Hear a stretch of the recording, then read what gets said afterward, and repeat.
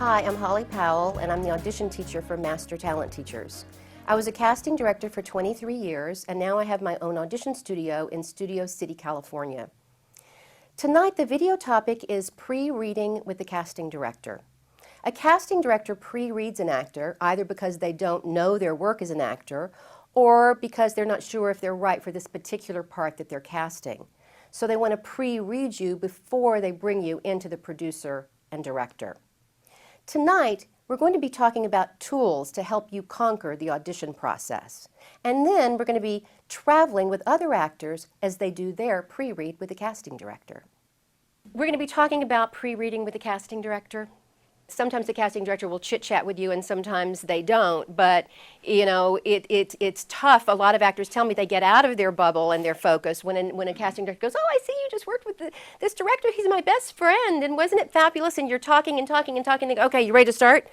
And you're like, oh, I'm out of my bubble. You know. Yeah. You gotta take that time if that does happen. So you take your 5 seconds before you start to get back into your bubble, you know, and think about the tools that we're going to talk about right now that you should be thinking about while you're out in the lobby. The 4 tools that you guys know that I talk about in your mental focus in the bubble. You're thinking about sense of place, where are you, what's your intention, what's the relationship of the person you're talking to, the pre-beat, the moment before. Those are the 4 things that you're thinking about. Very good, thanks. How are you? Good. Always good to be here. Yeah, nice to see you. You got your picture for me? Should. Thank you so much.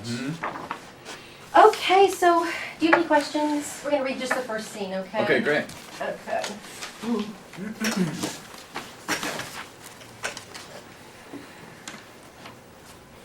How about you? Did you guys learn anything new about each other this week? I learned Travis was named after a teddy bear, No, I was not. but he's too embarrassed to admit it. Well, you think I'd tell Alex the truth? I knew she'd tell you. It was a joke. Do you still have the teddy bear? There was no teddy bear. Travis, what about you? What did you learn about Wes? That, aside from him being gullible, I learned that his favorite color is blue. His favorite movie is It's a Wonderful Life. He's obsessed with his lawn. You've been talking to Alex. Oh, and he has this crazy Uncle Bob that he likes to avoid at family reunions. I don't avoid him. He doesn't like to talk about it. Just like the St. Christopher medal around his neck. It was given to him by the last client he had as a lawyer. The reason he became a cop. Okay, we need to stop talking to Alex. Well, just because you divorced her doesn't make her not my friend. You're not Alex's friend, and you're not allowed to talk to her anymore. Oh, so now you're telling me who I'm not allowed to speak to. No, I'm telling you who you're not allowed to talk to. Thank you, Sharon. Thank you very Good much. to see you. Good to be here. Okay, bye. Thank you. So we're going to do scene 1, okay? Perfect. You have any questions? No. When was the last time you had sex? That is none of your business. She won't say because she can't remember. Just because I don't hand it out like free samples at Costco doesn't mean I don't have sex. Was it more than a year ago? Why is this important to you? 2 years? I'm not going to discuss my personal life. More with than you. 2? It's more than 2. No, it's not. If you don't tell us, we will assume it is 3 years Fine. ago. It was this morning. What? No way. With who? Hector, my doorman. Hector? He's like 60. He's 44. And he's in excellent condition. How did it happen? Well, when I went down to get my mail this morning, there was no one in the lobby, and he came over and told me that he had a package for me. I'll bet he did. A package had been delivered for me. And when he gave it to me, I knew it was too big for me to carry by myself. I'll bet it was. You know what? If you don't want to hear the story, we just don't have to. Sorry, it's just so easy. Yeah, go on. Anyway, he helped me carry it upstairs, and once we were in my apartment, we started talking, and one thing led to another, and And you haven't had sex in 2 years. yes, we made love. Sex with your doorman. That is outrageous. It's not outrageous. He's kind and very chivalrous, and he knows how to open the door for a lady. He should. It's his job. That's not why he does it. He's a doorman, Leslie.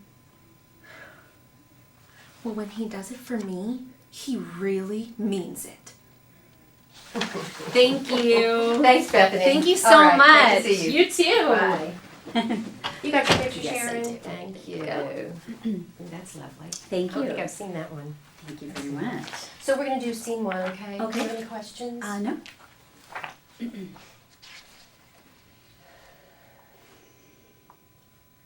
Do you need some Neosporin? It's okay, I got it. Hell, I can't do this anymore. Annie. It was bad enough the first time. I am not going to be one of those women. I don't want you Then to. stop doing this. I don't ask a lot of you. I don't expect roses every day. We both work hard, and I'm just as exhausted as you when I come home at 9 o'clock. You think I want to spend the rest of the night fighting with you? I don't. I didn't leave the first time because I saw the bigger picture, and I knew we had a good life, and I wasn't going to let you mess that up. But we have a son now. I need you to be better for him. I can't keep running back here every time you decide to act out. know. No, you don't know. I haven't gotten a stitch of work done since I've been here. Arthur is trying to take me off the Genco case, and you know that's going to make me partner. Annie. But that's not the point. I know. I'm intending to put Andrew first, which is why I'm asking you to do the same. Every child deserves 2 parents. It was the first promise we made to him when we brought him into this world. And I'm not ready to break it. So I'm going to go back to Atlanta with you, Hal.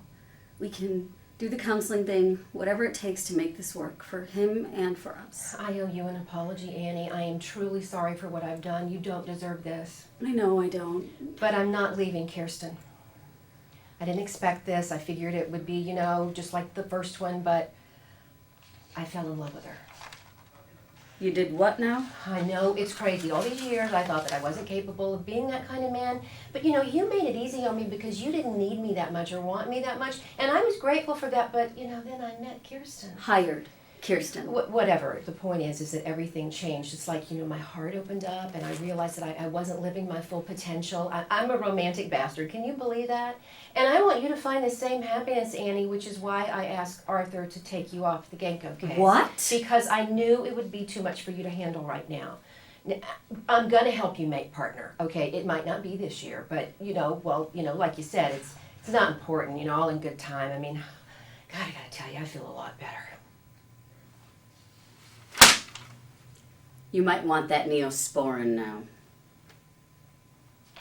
Thank you, Sharon. Thank you. I did have one time, though, I did have a casting director tell my manager, when he comes in, tell him not to be himself because this guy is really mean. Oh, well, okay. And so I have had that before. Like, So it's a hybrid state. yeah.